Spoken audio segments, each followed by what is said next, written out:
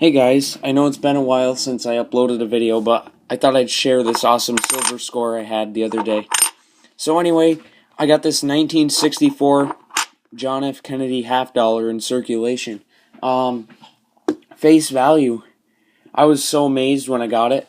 This is the first 90% silver half dollar I've ever received in circulation.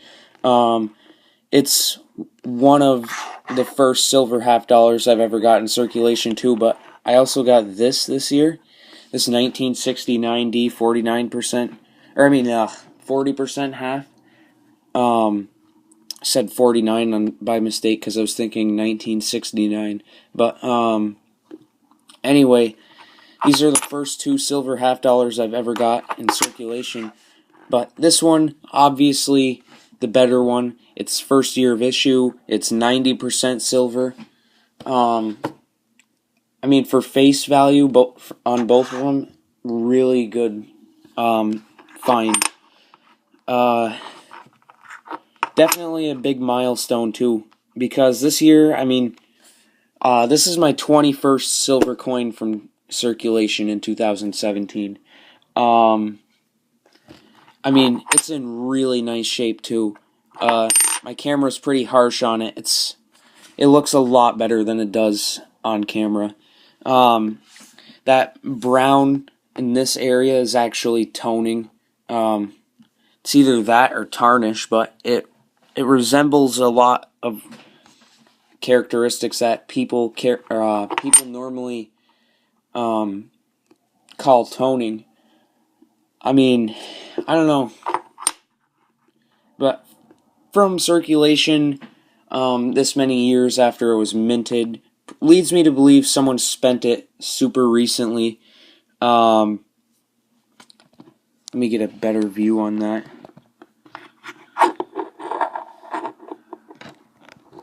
Someone must have spent this very recently and had it saved for a while, because it's just got that cartwheel luster. That's what they call it when you can spin it like this and then the shine just goes all the way around. I'm not worried about touching this with my hands either, because it does have spots on it, as you can see.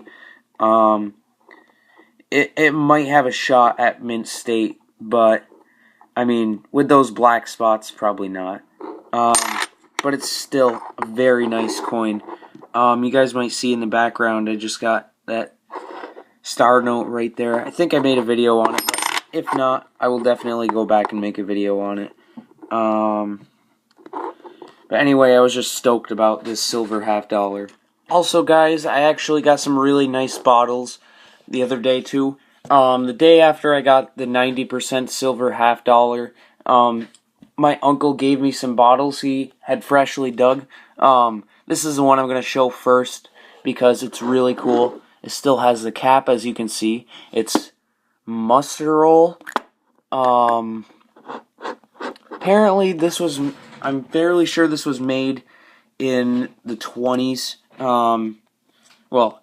Began production in the 20s, and this is probably a late 1930s or 1940s example right here, because it does have what looks like a plastic cap. It's pretty light and it's pretty rough shape, but the jar is really cool, because this, along with the jar right here, that's probably a Pond's jar, are my only milk glass jars that are in my collection.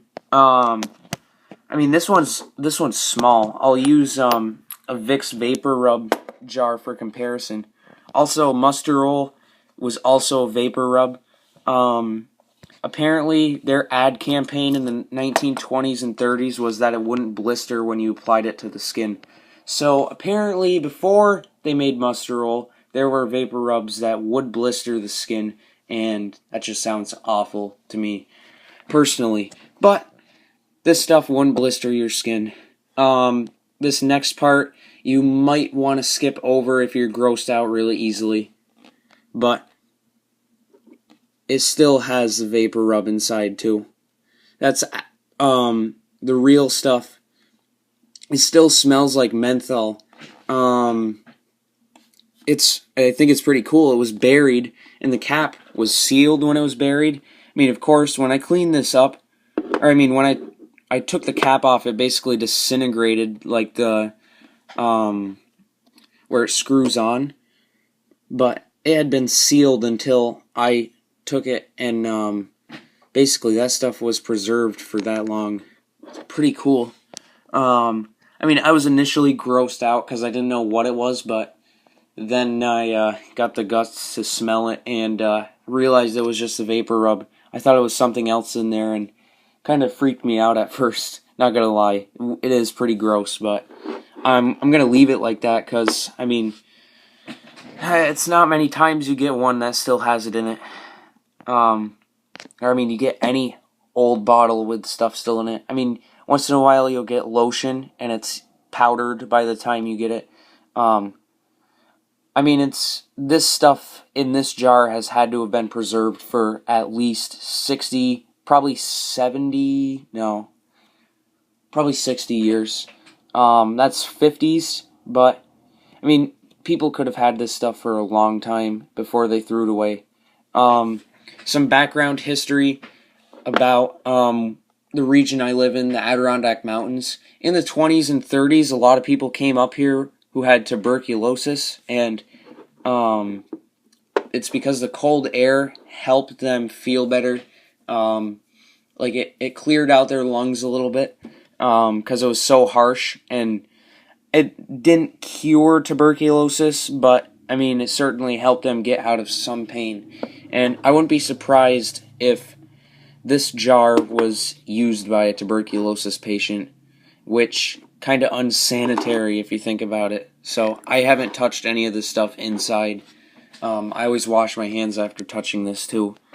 It's pretty gross, but you know, it's cool.